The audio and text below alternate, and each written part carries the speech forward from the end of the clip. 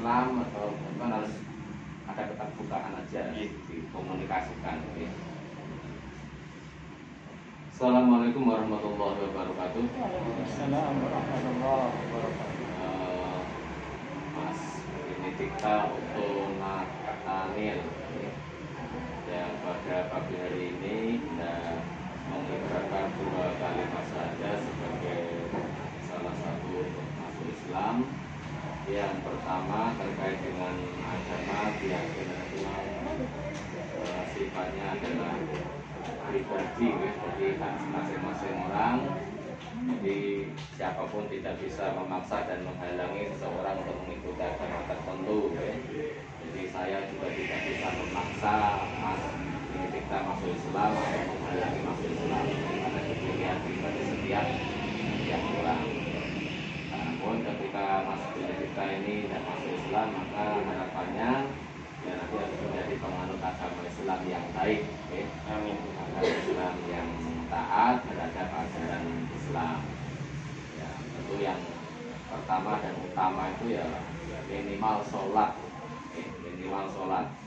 Jadi orang Islam itu minimal sholat jangan sampai ditinggalkan, karena itu ibadah yang utama dan pertama.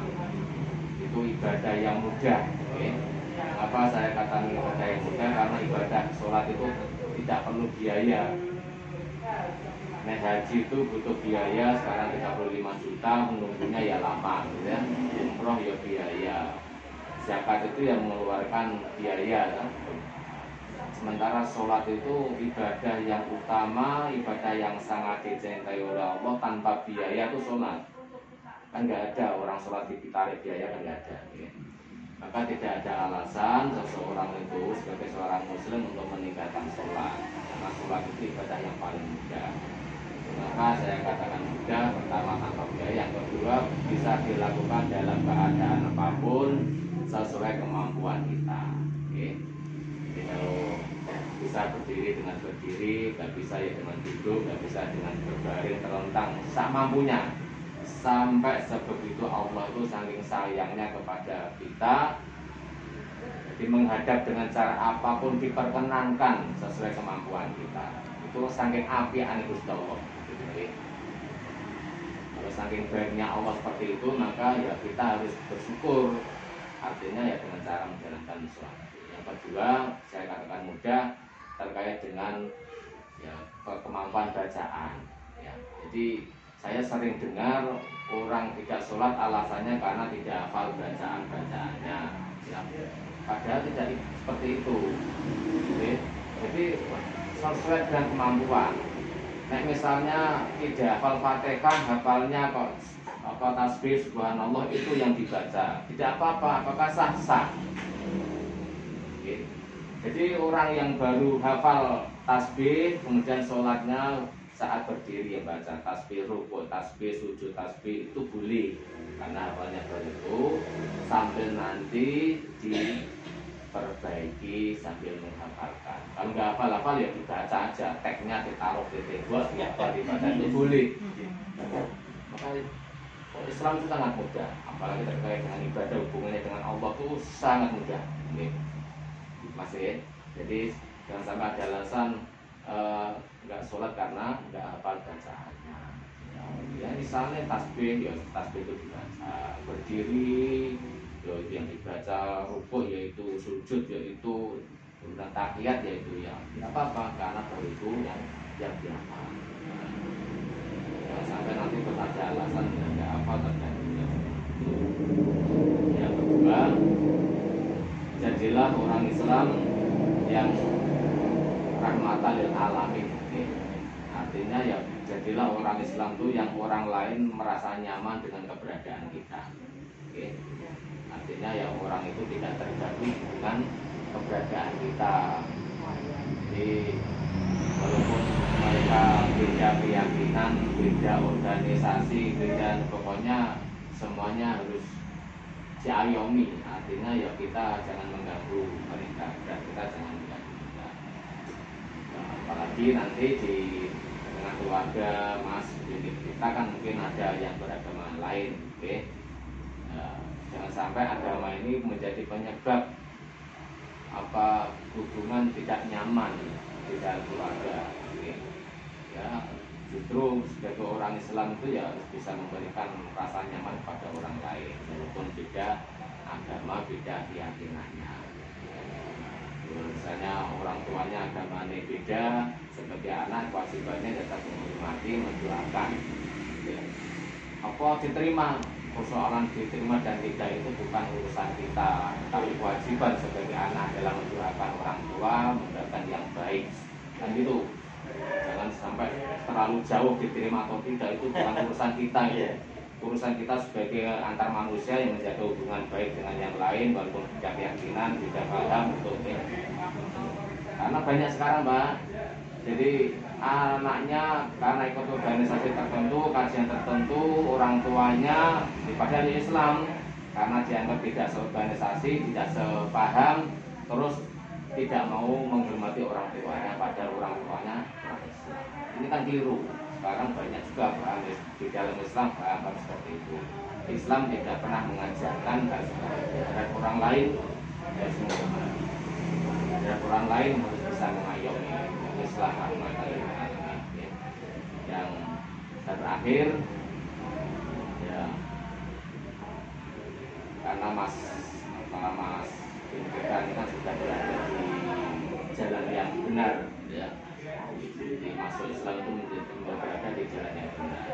Dalam kondisi apapun dalam menjalani kehidupan ini, jangan sampai nanti balik ke agama sebelah. Itu bener masuk bener. Ibarat tuh jalannya itu bener, kok orang boleh jalan lionnya terus jalan sindi dan itu, ya. Jalan yang dilalui itu sudah bener, lo kok mencari jalan yang lain.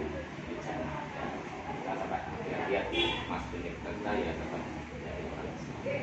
Oke, saya pesan ya sholatnya jangan benar. Udah itulah.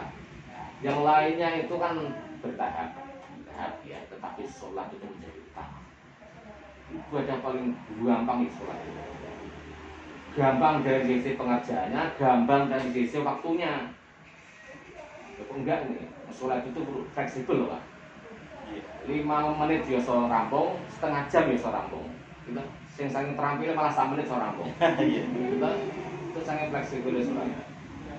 Udah pokoknya yang penting sholat harus dikerjakan. Enggak ada alasan orang meninggalkan sholat karena sibuk, karena tidak bisa.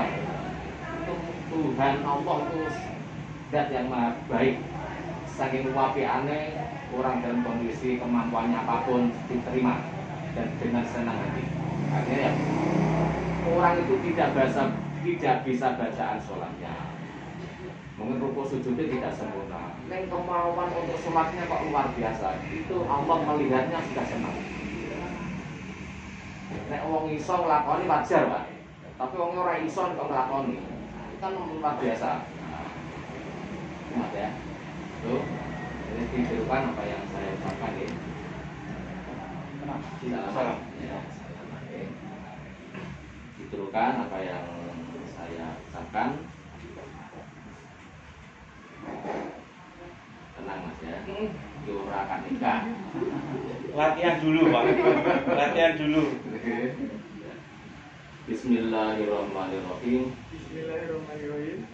Asyhadu an la ilaha illallah Asyhadu an la ilaha illallah wa asyhadu anna Muhammadar Rasulullah. wa asyhadu anna Muhammadar Rasulullah. Asyhadu an la ilaha illallah Asyhadu an la ilaha illallah wa asyhadu anna Muhammadar Rasulullah. wa asyhadu anna Muhammadar Rasulullah. Asyhadu an la ilaha illallah wa asyhadu anna Muhammadar Rasulullah. Saya bersaksi bahwa sesungguhnya tidak ada Tuhan selain Allah. Dan saya bersaksi bahwa sesungguhnya Nabi Muhammad utusan Allah. Bismillahirrahmanirrahim.